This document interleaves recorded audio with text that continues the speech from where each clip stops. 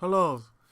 Today we're taking a look at the 1997, the rematch of Garry Kasparov and IBM Deep Blue. Previously in '96, Kasparov won 4 versus 2. Um, the IBM has go back to did a lot of rework. You can see it in the first game already, and since the '96 game was Deep Blue going white first, so the '97 rematch will be Garry Kasparov go first. So let's take a look. Knife 3, d5, g3, bishop g4, b3, knight d7, bishop b2, e6. So it is going like king's Indian attack. The black is actually emphasized the queen side, getting off the bishop very early and pull off the knight. You know, it maybe look like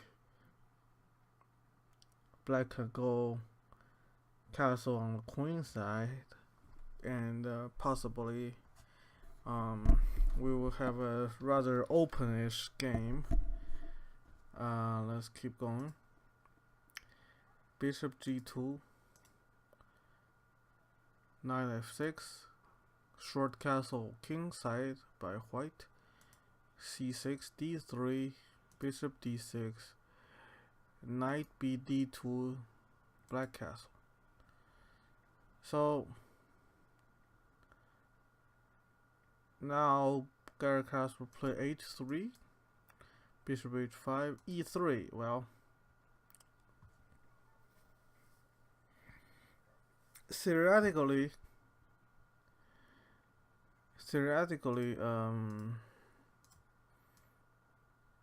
they could go. White could go queen e1, black go h6, and then push the pawn here.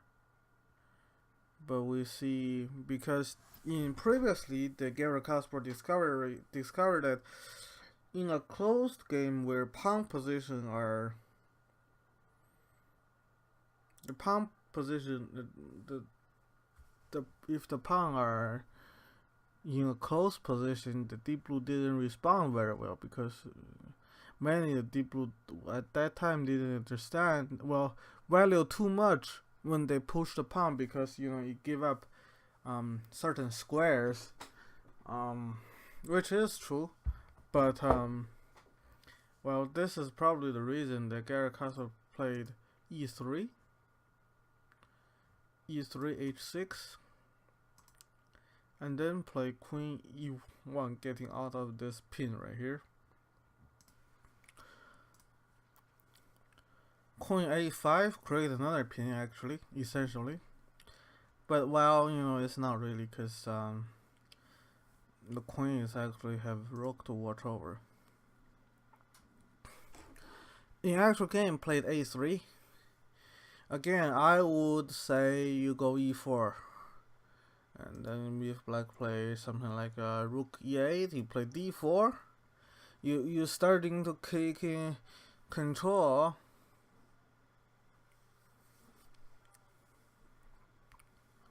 of the, essentially taking control of the e5 square. Maybe push e5 later on, or you push e5 right away. Some line around that. But actual game played a3, bishop c7, knight h4. I don't like this move, because I think white should take the initiative and open here. g5, well, it is very uncharacteristic compared to what usually Garry Kasparov do. What usually Deep Blue do in the '96 game. Black is giving up the position to protect in protection of the black king. Garry Kasparov, don't go hurry. Pull the knight back. E5. Now the black position is not too bad actually. If you look at Stockfish, it's about even. The white is up. Well, it's actually even or up 0.05. Keep going. E4. Rook. F8. Put the knight back because there's no pin anymore. Queen to b6, queen to c1, a5. A5 is actually being prepared later, maybe to prevent the b4 pawn. Rook e1, bishop d6, knight f1, d take, bishop c5.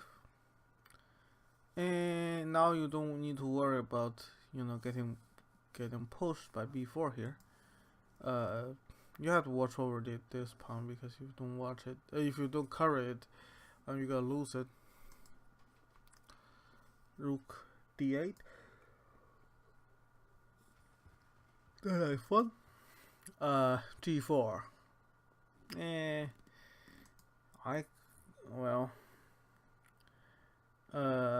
H take, knight take, push the f pawn. Knight take here, knight take, bishop go back to e7, king h1 to stay away with this pin. Bishop g5. Well, I have to tell you that I don't particularly like it.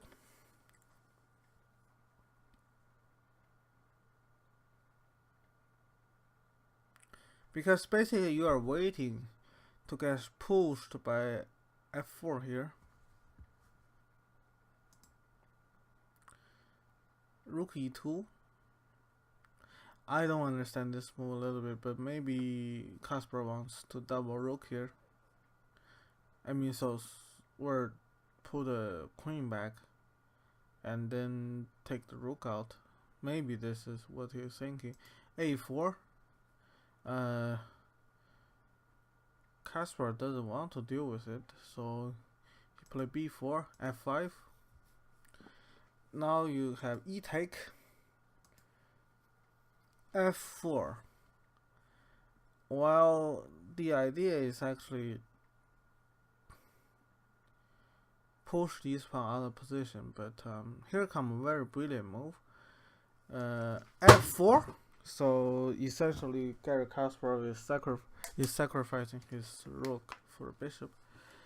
Bishop take, f take, knight e5. Well, if you take you cannot take the pawn here. You take the pawn here, you're dead. Knight c4. If you play something along the line like bishop take, then there is queen take g5 check. Whatever the king play here, you have this queen g7 checkmated. This is actually, if it is not computer, you playing an actual game, a lot of people will fall for this, in actual game played knight e5 to block this line. Basically, this line is actually extremely powerful right now. The dark square line is actually extremely powerful. G6.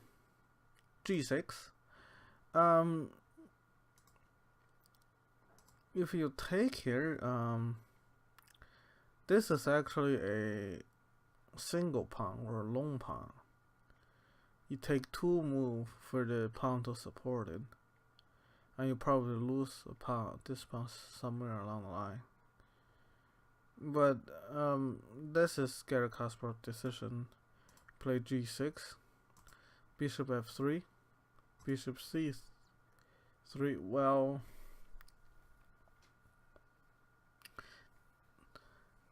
not really know why he would do this. Maybe it's preventing. I mean, even if it's preventing c5, just moves a little bit. Maybe it's a waiting move. You know, Gary Kasparov play against computer.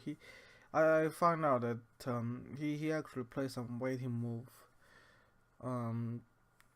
So let the black position change a little bit, and then if he can see something. But queen b5, this is actually waiting to get into c2 because the rook is now here to protect it.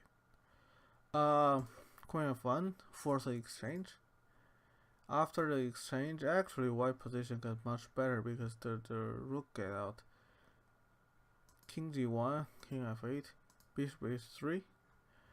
Now because you move the king, you can get out the pin. b5, b5. This is actually a no. Well, didn't do anything. King f2, king g7, g4. If I'm computer, I would rather play something like rook to d6. I don't know, but my instinct is instead of playing b5 or king g7, I'll play rook f6. Anyway, king h6, rook g1. This is actually getting out of control a little bit. H take, bishop take, knight take, rook take, rook d5, f6, rook d1. Well, this is another dubious move. Maybe it's waiting for a rook c1, but this is getting out of control like big time. g7, black resigned.